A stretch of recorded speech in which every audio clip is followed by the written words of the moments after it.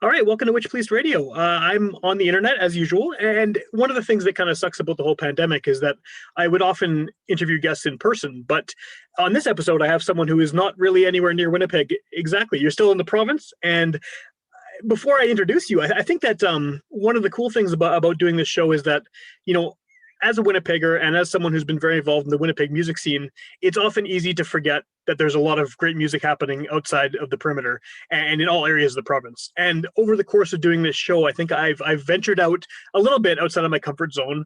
But I think the guest on this one is probably the farthest north that I've talked to someone in the province. So I think maybe to start this all off, if you want to just quickly introduce yourself and maybe give a bit of background about where you're coming from musically, because what you do is very different than a lot of the guests I have on the show. Okay, well, my name is Rhonda Head. I'm from a Pascua Cree Nation in northern Manitoba. It's right by the Paw, a 6-hour drive north from Winnipeg. And I started off singing classical music and singing in Latin, Italian, and French. And I thought, oh, wait a minute, I should be singing in my own language, and my own language is the Cree language. Yeah. So I started and I didn't have we lost our language because so what I started doing was started writing my lyrics in Cree, and because I've been doing that, the language has been coming back to me slowly, so that it's really wonderful for me. And I've been singing in Cree all internationally, and many times it's the first time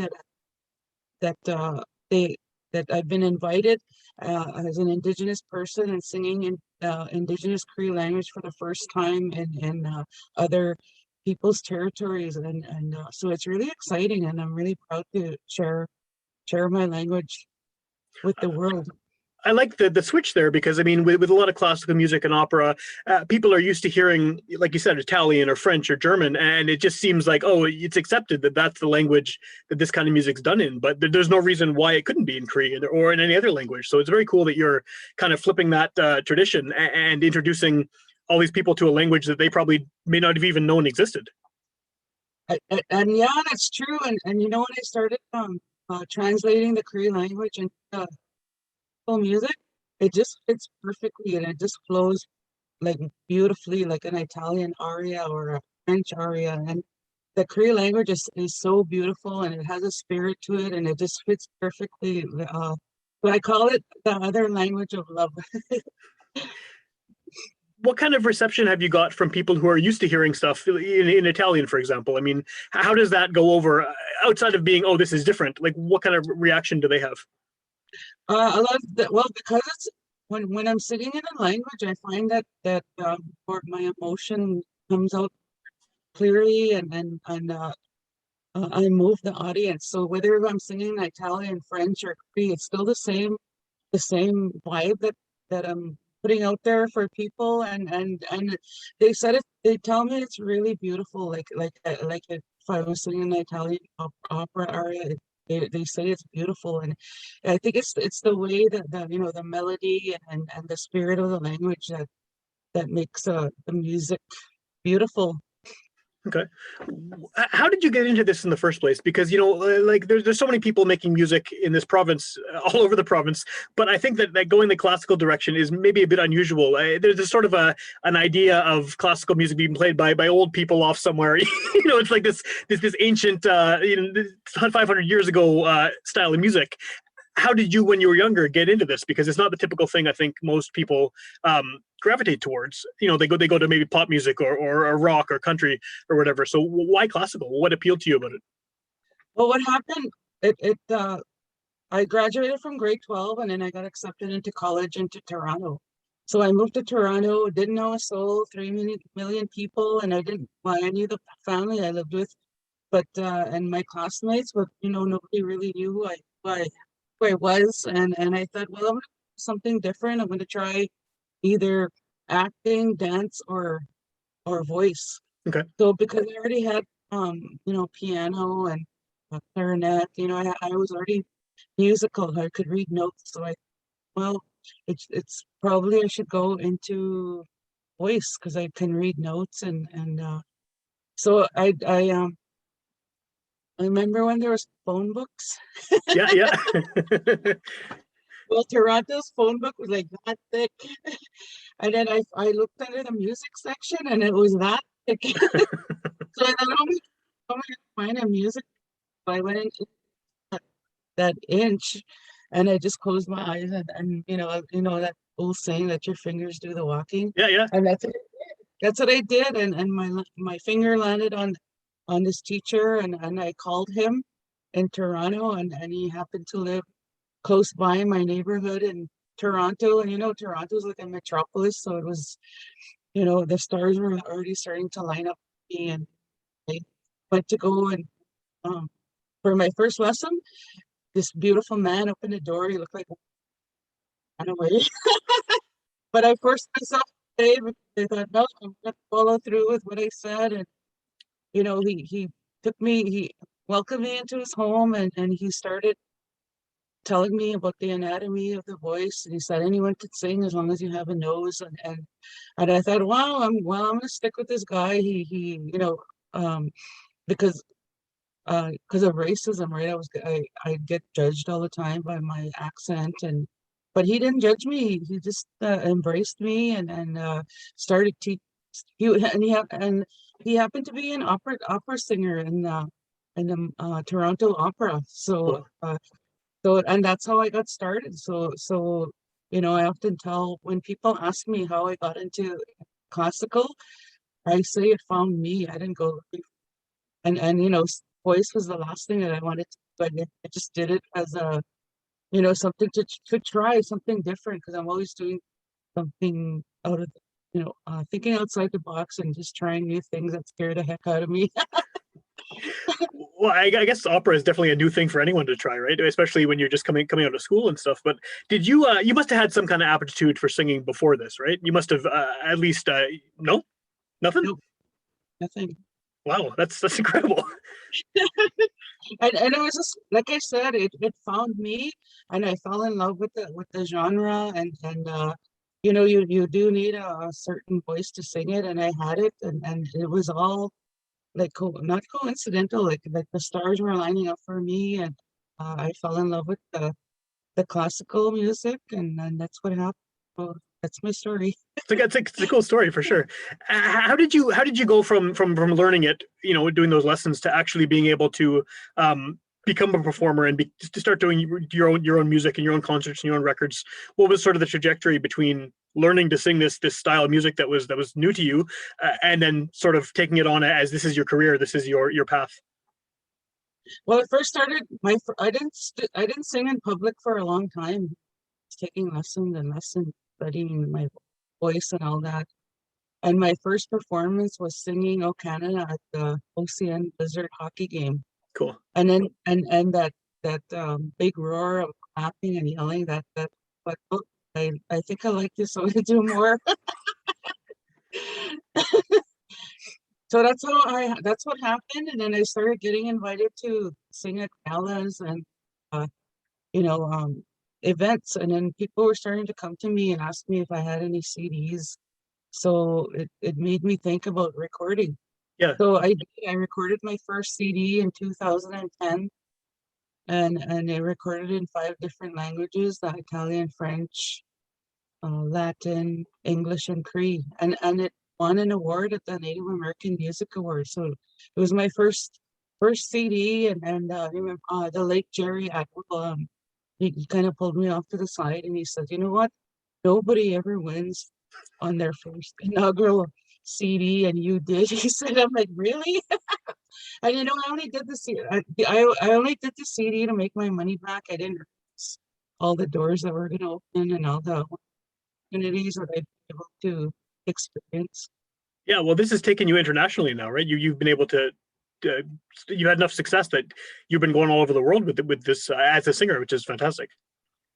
Yeah, it's quite incredible, and I'm invited back to Australia and New South Wales and town again. So they're both Burketown is northwest, and no, it's northeast and South Wales. I believe it's on the east Okay. coast. what I guess like you said, you went to Toronto, and this is kind of where all this started. And you've been all over the world with your singing. What is it about coming back to your hometown, like coming back to northern Manitoba? Why aren't you off in California or Italy or something right now? What's the appeal of sort of returning back home after you do these trips to sing for people all over the world? Well, how I um compose my melodies is based off the landscape of my reserve. And I don't know if you're aware about Indigenous people. We're really connected to our land, where we come from, our territory. Yeah. And no matter where I go, I always come home to recharge and get my yeah, just to recharge. And then I do a lot of songwriting here, and it helps with my creativity. And I love the land where I come from, and no matter where I go, like New York, LA, Australia, I'm always happy. That makes a lot of sense. Makes a lot of sense. I think a lot of people probably should do that rather than just going off and then staying in the glitzy cities or whatever. But what I guess what has this past year and a bit, I guess, been like for you, where no one's been able to perform, and the pandemic has kind of kept everyone at home, basically? Has it? What kind of struggles have you dealt with as an artist when you can't perform your art? Well, when the pandemic shut down the world, it was in and it seemed like the music stopped for Yeah. a, a moment. And I was just thinking, all my gigs got canceled. I couldn't travel anywhere. I was supposed to go to Carnegie Hall to perform there with the Flin Flon Choir. I was invited to back to Australia. I was supposed to go to Los Angeles. I was supposed to go record in Arizona. I was supposed to Vancouver, and it all got canceled. So I was sitting at home and thinking, I'm like, oh, what are we? If I'm feeling like all the other artists are feeling the same way I am, and so I thought about it, and then this idea came to me to start interviewing Indigenous musicians. Yeah. So and when I was traveling around, when I take pictures, selfies with the other artists, musicians, I'd call it indigenous. I would hashtag Indigenous superstars. So that's what I called my show, my online show, and it's doing really well. I've interviewed Indigenous artists from all over the world, from Mexico, United States, Canada, Japan, and yeah, and I'm still trying to get artists from Indigenous artists from Norway, but we're trying to logistics of the time difference. Oh yeah. So, Yeah. but yeah. So I'm going on my 89th guest this week. I started my show, and I stream live on Facebook and YouTube. I have my own YouTube channel. You can watch past episodes there, and I also have a podcast. It's on Buzzsprout and Apple and Spotify, and people are downloading the show from all over the world, and I had no clue what I was doing when I began. It was scary, but like I said, I was always do a bit scary. That means I gotta explore it. So I did, I did some studying on how to interview artists, and that's just what happened. And a lot of the artists that I have interviewed, a lot of them are exclusive. Like they wouldn't do an interview with anyone else but me, because they trust me. I've Yeah. known them for a while, and we've had a great connection with them. And so that's what's different about my show. And uh, I'm still going to continue on doing the show, even though we're kind of opening up slowly, but it's still going to go on, because my show gives our showcase their music and share their stories. Do you think that there's been sort of a greater, it feels that like the indigenous music in general from Canada and elsewhere seems to be having a moment where it's getting a lot of attention in the wider music community? Do you think that's accurate? It seems like we're hearing more on the radio. We're seeing more indigenous artists playing big showcases and big shows here in Winnipeg and elsewhere. What do you think about that? Is it starting to become more kind of well known within the wider community? It's starting to, like, because there's a platform to show their music. Meanwhile, like, there's some really fantastic in the Indigenous community, and yeah, it's really great that, other Indigenous artists are getting out there in mainstream, and it's really good. The other thing I wanted to mention is that I Sure. recently got voted on in the SOCAN board, so I'm really excited to be part of it. I'm one of the Western rep for SOCAN. That's cool. Yeah, that's a big deal. It is. It's really exciting. That's awesome. Yeah, I've got yeah. lots to learn. Has that already started, or is that's something that's coming up Yeah, soon? it started already. I've been attending meetings already. We're doing it virtually for now, and then probably the new year we'll be able to start traveling. Cool. What would you I mean, if there's someone listening to this who has always been interested in classical music or in opera, what would you suggest? Like, what would you recommend to someone who wants to try it? Is it do you just think they should just go out and do it like you did, or is there what would be kind of the path for No, a newcomer?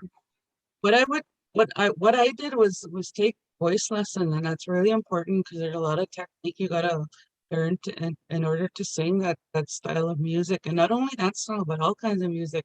You study the voice, and you learn technique, and that's really important because you preserve your voice and you keep your vocal cords healthy.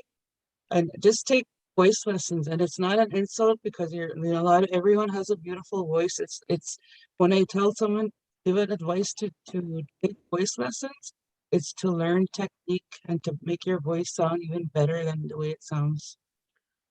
Do you have to do a pretty serious routine of maintaining your voice? Because I imagine you do a lot of singing. Obviously, is there? Do you have kind of a regimen to sort of keep your voice in shape and make sure you don't lose it or don't have any health issues with your voice? Um, a lot of scales, and the regular what I learned in taking voice lessons, those, and then making funny faces and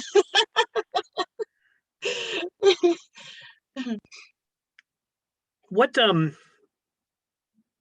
what's the best way for people to I mean, I know that the pandemic has happened, and like you said, we're slowly coming out of it, and gigs are going to start happening again, and you'll be, I'm sure, touring and doing more things online and things like that. But what's the best way for someone to find your music and to hear what you're up to? Where would you encourage them to check out online? they could check me out on Facebook. My profile's open.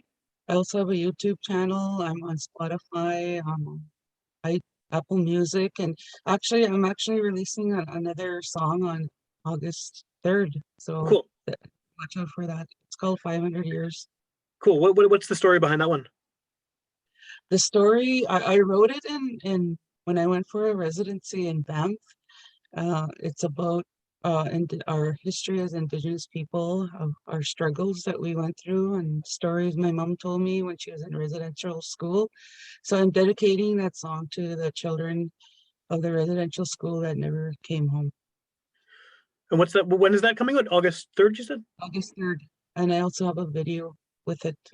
Oh, cool. Okay, okay. That's very very timely because that issue is very prominent in the public, everyone's minds right now because of what's been going on. So that's Yeah, nice. yeah. Perfect timing, how it all, everything, that song, I wrote it in one sitting. It just came to me, and I cried and cried, and I took so much energy out of me. I had to go and sleep in my room at the Banff Center, and then that evening I went back to my hut, and I came up with a melody. So it just, I believe the ancestors channeled through me and used me as a vessel to write that song. And then I just wanted to re-release it, and I worked with a producer, Chris Burt Gaffney, Okay. and created a real beautiful song. So I'm really looking forward to sharing that song with everyone. And then if someone, the good thing about this being a podcast, as I'm sure doing your own podcast, is that someone could hear this when it comes out, or they could hear it a year from now, right? So, and by then, I'm sure you'll be touring and playing shows and everything else as well. So, what's the best way to sort of keep up with? Is Facebook the best place to go to find out where your upcoming shows are happening, or Yeah, is there? yes, because I'm actually Monday I'm going on a northern tour in Manitoba, and then I'm doing a little bit of a southern tour this month, and then in September I'm going on a 10 city-wide Canada tour with Women of Inspiration Okay. in the road show. So that's what I'm pretty busy right now, and then because I'm a host for Indigenous Superstars, I'm also getting gigs hosting musical events. That's great. You got a lot of work. It's awesome. Yeah. Yeah. Yeah, it's awesome. It's always nice to hear too, because I think that because of this pandemic, a lot of people are sort of, once they come out of it, they're not sure what they're going to be doing because it's all sort of new again, right? But it sounds like you've been keeping yourself pretty occupied over the last. Oh yeah, I don't know how many courses I took, and just trying to keep busy and make myself available when pandemic lifts. Yeah, for sure. That's awesome.